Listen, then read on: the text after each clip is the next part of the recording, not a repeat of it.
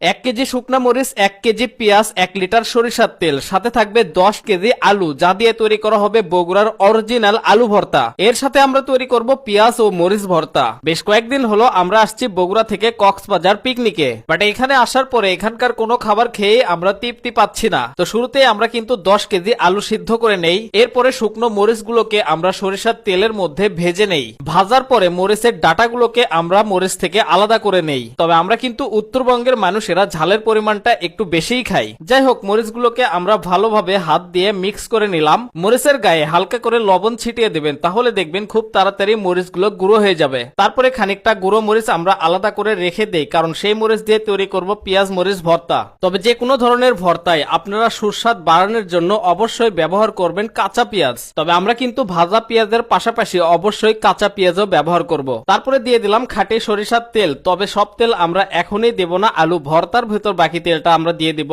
আলু সিদ্ধ করার পরপরই আলুর গায়ে যে ছাল আছে সেগুলোকে ছিলে আমরা আলুগুলোকে ভর্তা আগে থেকেই বানিয়ে রেখেছিলাম। এখন সেই আলুগুলোকে পেঁয়াজ ও মরিচের সাথে ভালোভাবে মিক্স করতে হবে। ভাজা পেঁয়াজের পাশাপাশি আমরা কিন্তু খানিকটা কাঁচা পেঁয়াজও ব্যবহার করলাম, এর জন্য স্বাদ কিন্তু হবে দ্বিগুণ। আলুর পরিমাণ বেশি হওয়ায় হেল্পার হিসেবে কাজে লাগালাম ছোট ভাই ইউসুফকে। আলু ভর্তা খুব ভালো সফট হবে, এর জন্য আমরা খানিকটা আবারও সরিষার তেল ব্যবহার করলাম। আপনারা আলু ভর্তায় ঝাল কম খান নাকি বেশি খান তা কিন্তু অবশ্যই কমেন্ট করে জানাবেন। যাই হোক, আলু ভর্তা বানানো শেষ। এবারে আমরা বানাবো পেঁয়াজ ও মরিচ ভর্তা। পেঁয়াজ ও মরিচ ভর্তায় আমরা কিন্তু সম্পূর্ণ কাঁচা পেঁয়াজ ব্যবহার করব। তারপরে পেঁয়াজ ও মরিচ গুলোকে খুব ভালোভাবে হাত দিয়ে মিক্স করতে থাকবেন। কিছুক্ষণ পরে আমরা কিন্তু আবারও দিয়ে দেই সেই খাঁটি সরিষার তেল। তবে লবণের পরিমাণটা কিন্তু অবশ্যই কন্ট্রোলে রাখবেন, কারণ বেশি হলে কিন্তু খাইতে পারবেন না। তো মরিচ ভর্তা দেখে কার জিহ্বায় পানি চলে আসছে তারা ঝটপট কমেন্ট করে জানিয়ে দিন। আর ভিডিওটি ভালো লাগলে অবশ্যই শেয়ার করে আপনার টাইম লাইনে রেখে দিন। আমাদের পিকনিকের জনসংখ্যা যেহেতু প্রায় 50 জন, এর জন্য আমরা 50টে ভাগ করতেছি ভর্তাগুলোকে। এই আলু ভর্তার সাথে ছিল